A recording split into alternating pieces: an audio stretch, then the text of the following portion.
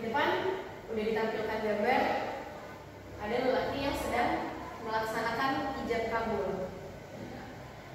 Melaksanakan ijab kabul, melaksanakan pernikahan tentu ada syarat dan ada rukun, ada larangannya.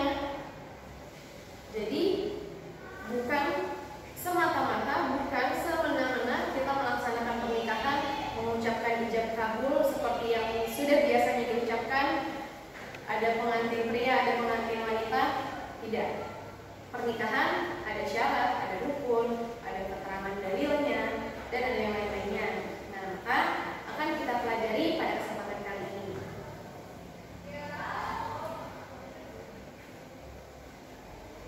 Yang pertama, makna pernikahan dalam Islam. Nikah secara bahasa itu berasal dari bahasa Arab, nikahun, yang memiliki makna al-jam'u, mengumpulkan atau menyatukan. Nikah menurut Kamus Besar Bahasa Indonesia atau biasa kita sebut KBBI memiliki arti pernikahan berarti itu adalah ikatan atau akad. Akad itu maksudnya adalah tanda ikatan tersebut, perkawinan yang dilakukan sesuai dengan ketentuan agama Islam. Yang ketiga ada nikah menurut ulama mazhab Imam Syafi'i, yaitu adalah kebolehan melakukan hubungan antara suami dan istri. Ini menurut mazhab Imam Syafi'i. Yang keempat, ini nikah secara istilah atau bisa kita sebut juga nikah, arti nikah secara keseluruhan yang dapat kita pahami, yang dapat kita ambil maknanya, itu adalah nikah akad yang mengandung rukun dan syarat. Akad yang mengandung rukun dan syarat yang dapat mengikat antara laki-laki dengan perempuan menjadi sepasang suami dan istri yang sah. Ketika ada akad, ada suami istri dalam pernikahan, disatukan dalam pernikahan, maka mereka sudah sah dan boleh melakukan hubungan suami istri seperti yang telah dijelaskan di dalam nikah menurut ulama mazhab Imam Syafi'i. Akad dilakukan setelah menyebutkan lafaz nikah, kawin atau tazwij atau yang semakna dengan kata tersebut. Jadi gak selalu atau gak selamanya nikah itu seperti yang biasa kita dengar. Yang biasa kita dengar apa? Saya terima nikah dan kawinnya. Jadi lafaznya itu gak cuma itu. Gak cuma saya terima nikah dan kawinnya. Boleh dengan bahasa Arab, boleh dengan bahasa yang lainnya, yang maknanya tetap saat orang tua itu berarti saya nikahkan anaknya, dan yang mempelai laki-lakinya menerima nikah dari orang tua si mempelai wanita gitu. Jadi sesuai adat istiadat atau sesuai bahasa yang mereka sama-sama pahami itu. Jadi misalkan ada orang tua si mempelai wanita dan mempelai laki-laki, mereka berdua sama-sama mengerti bahasa Arab, maka mereka menggunakan akadnya itu menggunakan bahasa Arab. Mobil untuk nikah wa tazwijah, tapi saksinya tidak mengerti bahasa tersebut. Nah, itu ada aturannya. Jadi nggak boleh kayak gitu. Yang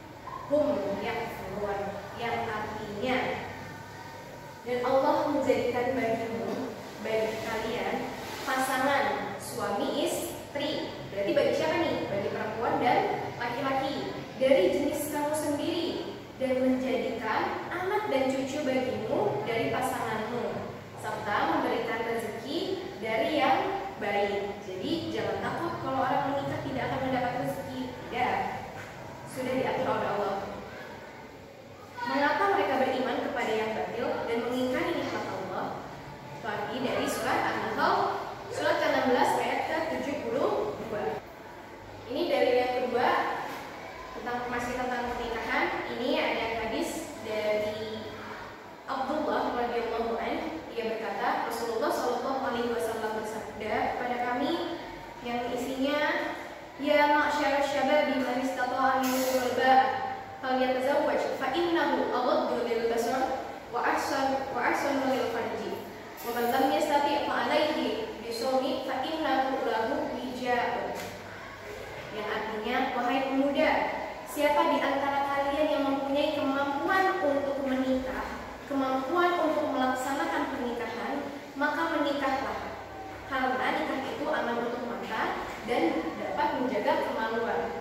Dan barang siapa yang tidak puasa, hendaklah berpuasa, sebab puasa itu sebagai pemelihara baginya. Ini adalah hadis riwayat dari Bukhari. Jadi tadi ini ya hadis riwayat Bukhari, dan yang tadi surat An-Nahl ayat 72 itu hanya sepenggal atau hanya salah satu dalil tentang pernikahan. Masih banyak lagi yang lainnya, nanti kita cari bersama ya. Selanjutnya ada hukum pernikahan. Jadi walaupun pernikahan ini dilakukan oleh Rasulullah dan perkataan, perbuatan, ketepatan Rasulullah itu bisa dikatakan hadis Rasulullah, sunnah Rasulullah, tapi nggak semua nikah itu sunnah. Dan kalau ada yang menyebutkan nikah itu wajib harus dilaksanakan, nggak semua nikah itu wajib dilaksanakan. Jadi hukum pernikahan itu terbagi menjadi 5. Ada wajib, sunnah, haram, makruh, mubah. Kenapa bisa beda-beda sih hukumnya pernikahan? Kenapa nggak wajib semua? Kenapa bisa sampai ada yang haram untuk menikah? Nah, maka kita akan bahas di sini. Yang pertama, wajib. Jadi, hukum menikah ini wajib bagi orang yang mampu dalam segi fisik, jiwa, pikiran, dan dapat menafkahi dan mampu bersikap baik kepada calon pasangannya. Dan dia merasa khawatir kalau misalkan dia nggak nikah, dia akan melakukan zina. Maka dia itu wajib hukumnya melaksanakan pernikahan. Gimana? Paham nggak? Saya ulang lagi nih ya. Jadi ada orang yang fisiknya bagus, sehat, lahir batin, jiwanya sehat, pikirannya bagus, nafkah untuk dirinya sendiri, dan jika dia mau menafkahi orang lain juga bisa, cukup, mampu.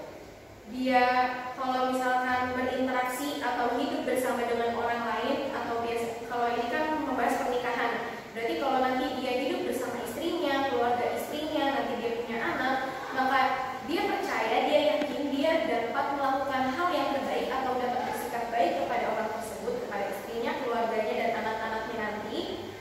Maka, dan satu lagi,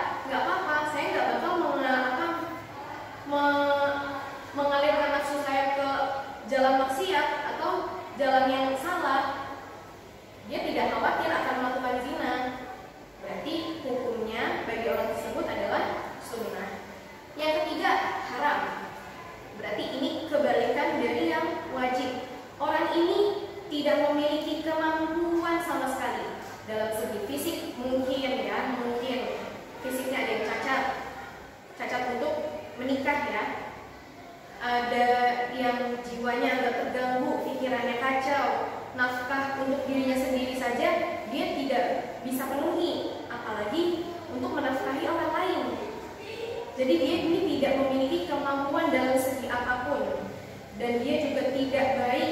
Kira-kira nih ya, dia kalau misalkan berdampingan dengan orang lain, maka orang itu akan selalu dizolimi olehnya, akan selalu disakiti olehnya, karena mungkin dia punya gangguan emosi atau gangguan jiwa, maka dia khawatir atau dia itu sudah jelas akan melakukan kejahatan atau menzolimi pasangannya tersebut. Maka dia haram hukumnya untuk menikah. Kenapa kok haram? Ya tadi itu, pasangannya akan terzolimi oleh dirinya sendiri. Makanya kita harus sadar diri bagaimana keadaan kita. Kalau keadaan kita seperti itu, maka kita haram hukumnya untuk menikah. Tuh. Yang keempat adalah makruh. Makruh jika mampu dalam segi fisik, mampu dalam jiwa, pikiran, dan nafkah, bisa menafkahi dirinya sendiri, bisa menafkahkan orang lain.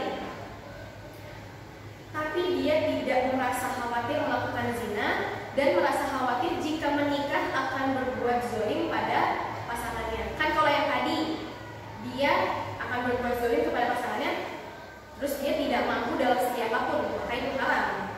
Nah yang makruh ini dia mampu dalam segi fisik, jiwa, pikiran, nafkah, dia mampu, tapi dia tidak khawatir akan melakukan zina. Dia tidak merasa khawatir karena dia merasa dia mampu mengendalikan nafsunya. Tapi yang dia khawatirkan di sini adalah dia takut akan berbuat zalim kepada pasangannya, si istrinya tersebut ini.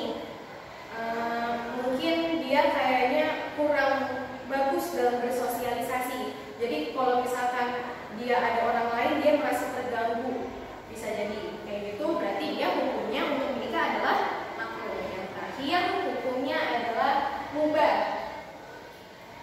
Hukum mubah untuk menikah ini bagi orang yang tidak khawatir melakukan zina, berarti dia bisa mengontrol nafsunya, dan tidak khawatir melakukan perbuatan maksiat, tidak akan berbuat zalim pada pasangannya, tidak berkeinginan menikah yang begitu kuat.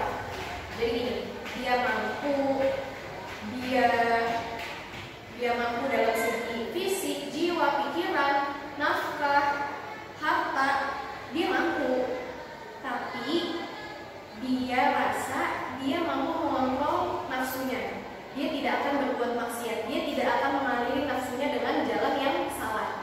Dia yakin itu, dan dia tidak terlalu atau tidak kayak yang enggak banget gitu buat menikah. Jadi dia biasa aja dalam pernikahan. Maka itu hukumnya bagi dia adalah mubah. Mubah berarti dia boleh melaksanakan, dia boleh tidak melaksanakan. Karena apa tadi? Boleh melaksanakan karena dia mampu. Boleh tidak melaksanakan karena dia tidak berkeinginan untuk menikah di situ. Makanya dia dijatuhi hukumannya adalah mubah. Hukum pernikahannya adalah mubah. Lanjut. Rukun dan syarat pernikahan. Tadi wajib, haram itu adalah hukumnya. Nah yang sekarang adalah rukun dan syarat pernikahan. Di mana rukun dan syarat ini harus sangat kita perhatikan juga. Kenapa? Rukun dan syarat. Rukun dan syarat itu gak boleh kita lewati satu pun, sedikit pun gak boleh kita lewati. Jadi yang pertama, rukunnya ini ada 5. Rukun pernikahan itu ada 5. Harus ada suami pastinya, harus ada si istri pastinya juga. Karena kalau gak ada suami, si istri mau nikah sama siapa? Gak ada si istri, suami mau nikahin siapa? Gitu ya nggak? Jadi yang rukunnya ini ada 5. Yang pertama suami, yang kedua istri, yang ketiga akad atau biasa disebut ijab qabul, yang keempat itu harus ada wali yang menikahkan, yang kelima harus ada 2 orang saksi. Nah sekarang syarat bagi si calon suami. Si suami ini harus gimana nih kalau dia boleh menikah gitu ya? Berarti dia harus, yang pertama harus balik, harus berakal, bukan mahram.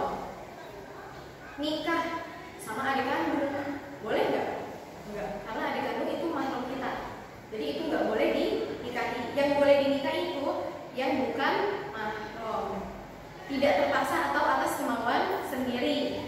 Jadi nikahnya ini nih antara suami ini nih menikah atas kemauannya sendiri, atas keinginannya sendiri, bukan dipaksa oleh orang lain, bukan karena keterpaksaan.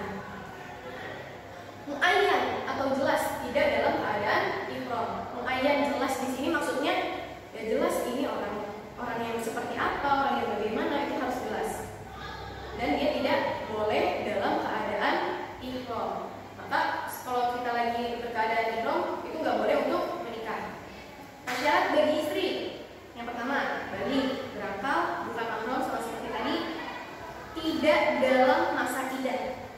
Perempuan ada namanya masa idah. Masa idah bisa. Berarti kalau yang mempunyai masa idah ini yang sudah pernah menikah, ya, yang sudah pernah menikah, mungkin dia cerai, dia ditinggal mati atau oleh suaminya atau yang lain-lainnya yang menyebabkan dia tidak lagi bersama suaminya, maka dia pasti memiliki masa idah. Berarti kalau orang yang memiliki masa idah, perempuan yang memiliki masa idah tidak boleh dinikahi dulu sampai masa idahnya selesai. Tidak bersuami. Kalau laki-laki, iya, kita tahu boleh menikah lebih dari satu perempuan. Tapi kalau perempuan tidak boleh menikah lebih dari satu laki-laki, maka dia harus dipastikan sedang tidak bersuami atau sedang tidak memiliki suami. Lanjut, muayyan sama kayak tadi dan tidak dalam keadaan ihram. Nah sekarang yang ketiga, akad. Akadnya ini harus dilakukan di dalam satu tempat. Berarti antara wali si mempelai wanita dengan si calon suami ini harus berada di dalam satu tempat, harus bertemu, harus bersalaman, harus berhubungan. Tidak mencabut ijab sebelum qabul. Kan biasa tuh kayak kita lihat saliman kan, si bapak ini, bapaknya mempelai wanita dengan si calon suaminya ini, bapaknya sudah menyebut saya nikahkan anak saya ini. Gak boleh nih dia lepas atau mereka berpisah sebelum si suaminya ini mengatakan atau mengucapkan saya terima nikahnya sampai saksi atau yang lainnya bilang sah. Jadi itu gak boleh dijeda. Harus menggunakan kalimat yang jelas. Kayak tadi di awal tuh, si bapak, si wali perempuan ini dengan si suami mengerti bahasa Arab. Dia menggunakan mobil menikah kalau menggunakan bahasa Arab.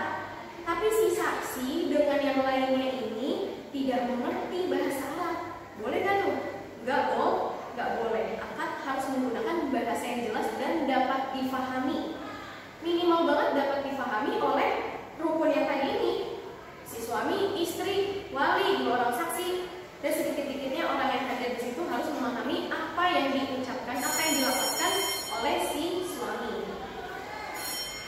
Nah, akadnya juga tidak boleh mengandung batasan waktu. Misalkan di dalam akadnya disebutkan saya terima nikahnya ini dalam kurun waktu 2 tahun. Itu nggak boleh. Nggak boleh ada batasan waktu di dalam lafaz ijab dan qabul. Atau ada lafaz yang dapat membatalkan ijab qabul tersebut. Berarti di lafaz ijab qabul tersebut ada bacaan atau dia mengucapkan kalau misalkan anaknya nanti sudah 2, maka ijab qabul kita ini batal. Itu nggak boleh. Itu nggak boleh ada di dalam ijab qabul.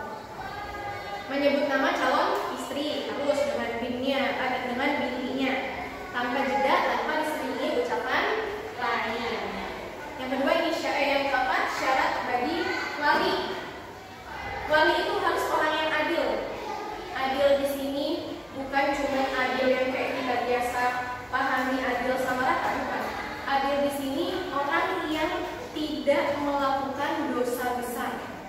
Tidak melakukan dosa besar. Yang kedua, memiliki hubungan mahram. Jadi walinya ini harusnya memiliki hubungan mahram. Kalau suami kan tidak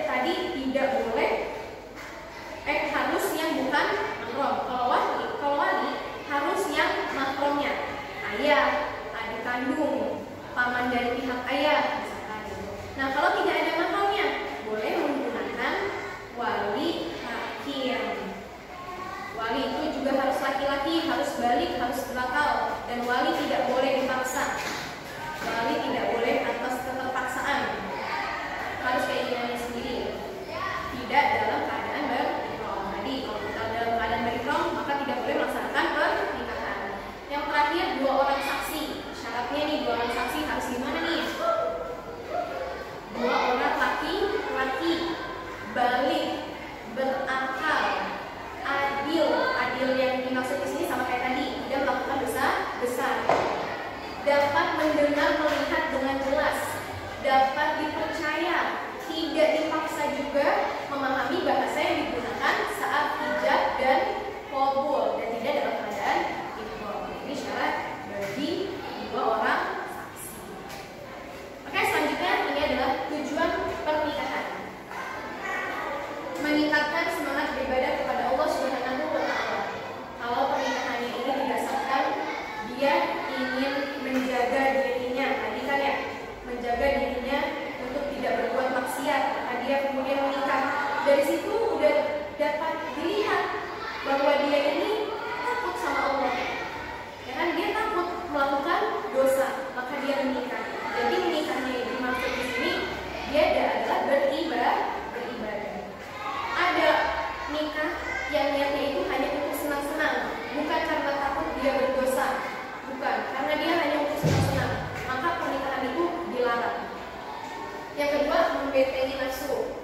Nah, kalau udah suami istri, dia bisa mengalirkan nafsunya dengan benar atau dengan jalan yang tidak salah. Yang ketiga, melangsungkan keturunan yang soleh. Maka kita akan memperbanyak, kalau kita melakukan pernikahan, maka akan memperbanyak keturunan muslim, gitu ya.